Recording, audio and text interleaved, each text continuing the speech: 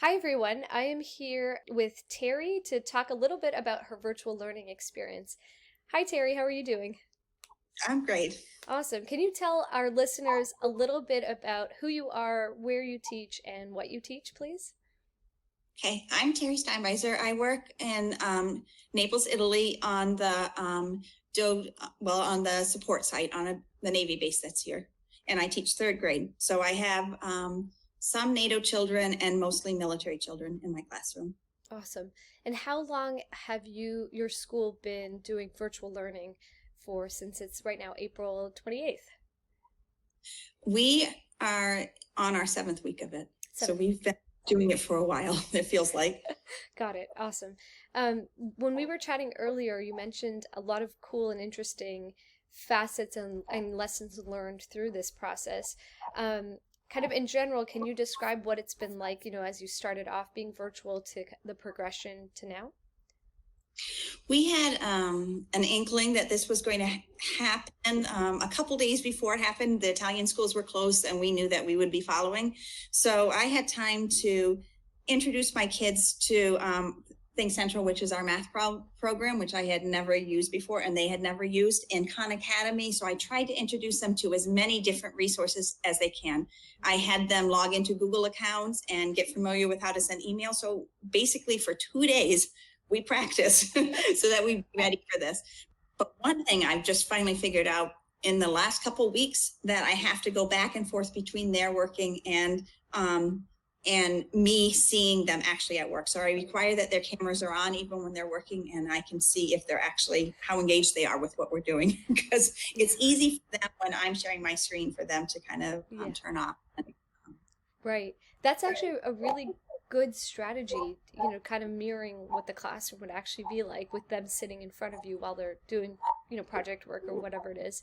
Earlier, you were sharing with me about, I guess, this switch and change of grading and assessments. Can you describe that a little for our audience, please? Okay, so in my district, we are not allowed to give failing grades. They consider that we have to give the kids lots of leeway, that it's hard for everyone. So no failing grades. We Yeah. can just ask lots and lots of reminders. And I've always believed that you don't ask a child to do work unless you're going to give them feedback. Right. But this has been an special challenge, the amount of time that's spent giving feedback, because it's not like in a classroom where you can just walk by and say, good job, you did a great job answering that. Yes. It's basically written feedback through Google Classroom. Right. I know I've listened to some things that I could maybe send videos, but I feel like that would be even more time consuming for feedback. So Right. what much more of my time is spent grading and responding to kids' work than I've ever spent before as a teacher. Interesting. That's fascinating to hear because moving to a virtual environment, you would think with our tech it could be faster, but that's probably the biggest thing we're missing is that face-to-face connection and the quick conversations that gives the anecdotal feedback to the children, Mm-hmm. which they probably internalize much more than the other forms of tech-related assessment that we're giving. Um, in terms of there's kind of soft skill development and or regression, you mentioned the idea of independence. Could you talk a little bit about Oh that? yes. So for example, I have several kids that no longer work with right beside them. So in classroom, we had worked up to about 30 minutes where they could work independently. Hmm. Out getting up and having to find different things to do. They've lost a lot of that at home. Right. Some kids aren't autonomous at all. They're really relying on a parent to help them and talk them through an assignment. Right. Even tests, as many times as we say at the top of any directions to a test, this is to be done independently. Right. Student, we looked at her scores last week. She'd been averaging about 50% on all reading tests. She's a special ed student. She's now averaging 90%.